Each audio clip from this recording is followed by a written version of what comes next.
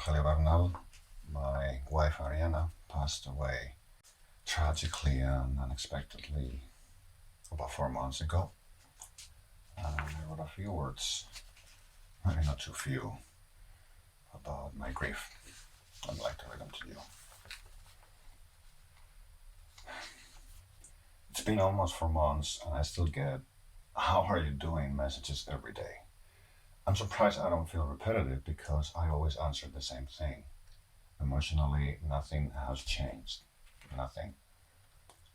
Maybe because sadness doesn't come from what I'm missing because she's no longer here.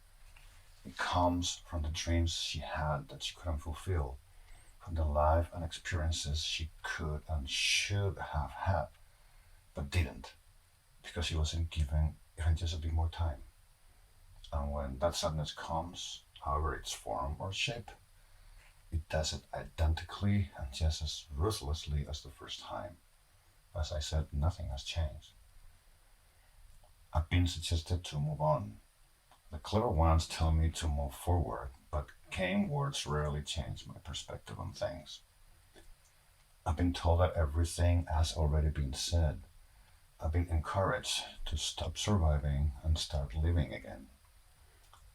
My pain has been compared and measured to tons of other people's experiences that have nothing to do with mine, just to hear that they know what it's like. Don't. These people mean well, but they're just clueless.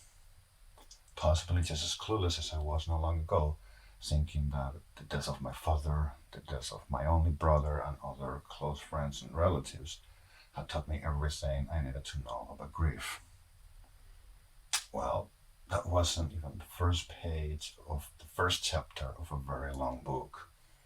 But I know now, like a few of you know already, and some of you will sadly know someday. I can't and won't speak for other people, so please keep in mind that I'm only speaking for myself. From the first day, I've been confronting this loss from the center, or at least that's what I believe. Up front, letting it hurt me and hurt me again and again. Being the science nerd that I sometimes am, I can tell you I've had over 1,850 crying breakdowns, or whatever you want to call them, in the last 120 days. That's a lot of crying. And I know every one of my friends and family wishes for that to stop, or at least to slow down. At least. Of course they do. And I would too if I see a friend is hurting. Indeed, this much crying and sadness is often seen as either a sign of weakness, or at the very least an indication that this person isn't doing too well. Me, I think a sure way to never get well is to avoid this sadness by looking elsewhere so we don't get hurt. As for weakness, there's nothing weak about allowing yourself to drown into an anguish that cannot be resolved 15 times a day. It actually takes a lot of guts to let it happen, and even more so to stop, always without resolution. So why don't I avoid it? I am far from accepting Ariana's loss, very far, but I accepted very early the pain that comes from it. Because that pain comes from love, and I cannot run away from this love or look away from it, so I won't. Accepting the pain happens naturally. It's not induced, forced, nor wanted. But, as I'll mention again in a moment, it is expected and is welcome. In order to try managing my life and the life of my daughters, a couple of months ago I decided that I would not measure myself by how sad I feel or by how many times I cry.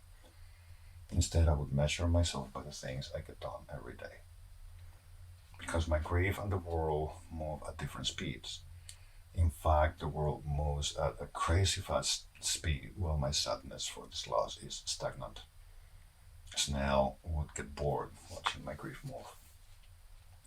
By doing that, as I go through the day getting things done, if sadness comes, and it can come at any time without warning, as I said earlier, not only it is expected, it is welcome.